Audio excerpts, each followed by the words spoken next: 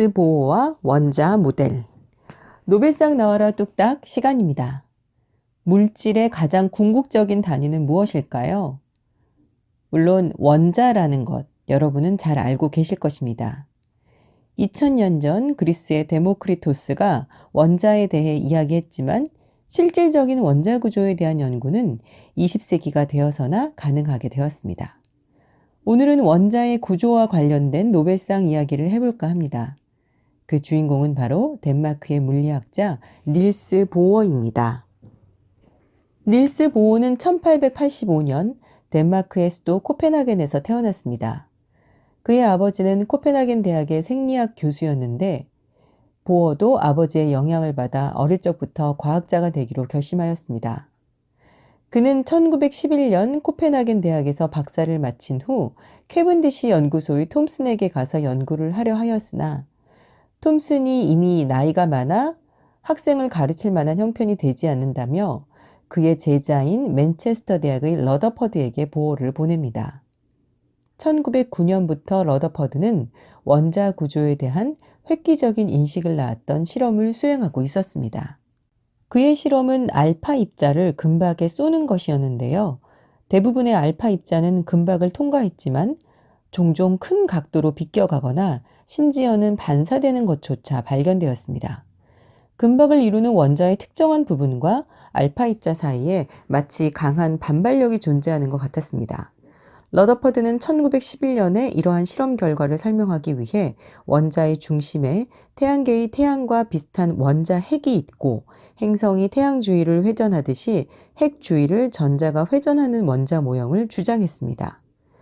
러더퍼드의 원자 모형은 자신의 실험 결과를 설명하는 데는 적합했지만 또 다른 문제점을 야기했습니다.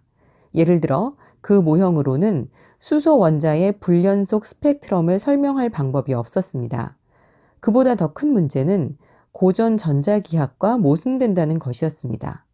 맥스웰의 전자기 이론에 의하면 원운동과 같은 가속운동을 하는 전자는 빛을 내면서 에너지를 잃어야 했으며 그 결과 순식간에 핵으로 빨려 들어가야 했습니다.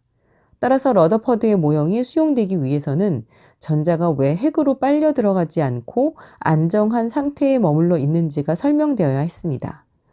보어는 러더퍼드에게 원자 모형과 실험을 모두 배우고 고향인 코펜하겐 대학으로 돌아와 교수가 됩니다. 보어는 영국에서 배웠던 것을 바탕으로 당시 물리학계의 난제인 원자핵 주위를 도는 전자의 운동과 이와 관련된 에너지 스펙트럼의 문제를 해결하려고 노력하였습니다. 그는 수소 원자의 불연속적인 스펙트럼의 실험 결과를 설명하기 위해 그동안의 가설이었던 전자의 궤도는 전자의 운동 에너지가 감소하면서 궤도가 연속적으로 줄어들게 된다는 과설을 뒤집고 전자는 불연속적인 궤도를 돌며 이 궤도는 에너지의 방출과 흡수의 양과 일정한 관련이 있다는 보어의 원자 모형 이론을 발표하게 됩니다. 그의 원자 모델은 두 가지 가설에 의존하는데 첫 번째 가설은 전자는 핵으로부터 일정한 거리만큼 떨어진 특정한 궤도 위에만 존재한다는 것이었습니다. 두 번째 가설은 전자가 높은 에너지 궤도에서 낮은 에너지 궤도로 떨어지면서 빛을 방출하고 낮은 에너지 궤도에서 높은 에너지 궤도로 올라가면서 빛을 흡수하며 빛을 방출하거나 흡수하지 않으면 일정한 궤도에 머무른다는 것이었습니다. 보어는 1913년에 원자 및 분자의 구성에 관하여 라는 논문을 통해 자신의 원자 모형을 세상에 알렸습니다. 현대 물리학의 가장 중요한 분야 중의 하나인 원자 물리학의 기초가 마련되는 순간이었습니다. 닐스 보어는 이 공로로 1922년 노벨 물리학상을 수상합니다. 지금까지 노벨상 나와라 뚝딱 시간이었습니다.